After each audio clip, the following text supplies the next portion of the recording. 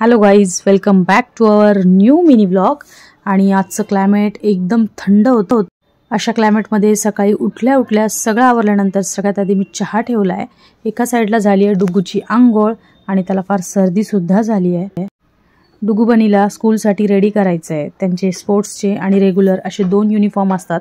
आज आहे त्यांचा स्पोर्ट्स युनिफॉर्म, म्हणून मी पटकन तो काढला। इथे बनीही आंघोळ करून आला आणि फटाफट आता मी दोघांना रेडी करून घेते आणि नंतर लगेच त्यांना चहा नाश्ता देते।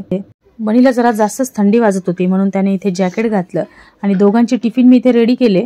टिफिन मी रेडी करते, पण आपल्या आपल्या बॅगमध्ये ते दोघं स्वतःच ठेवतात। बनी इथे स्वतःचा टिफिन भरतोय आणि लगेच त्याने प्रार्थनेला सुरुवात केली। सकाळी उठल्यानंतर आंघोळ झाल्यानंतर ते सगळ्यात आधी प्रार्थना करतात। इथे छान असा चहा सुद्धा उकळलाय आणि गरमागरम चहा मी पोरांना आता देणार आणि मी सुद्धा घेणार। लास्ट 4-5 डेज पासून नाशिकमध्ये मस्तच अशी थंडी पडली आहे आणि पटकन चहा गाळते। आता माझी थोडीशी घाई झाली आहे, कारण आज थोडीशी लेट उठली, त्याच्यामुळे सगळी धावपळ सुरू झाली आहे।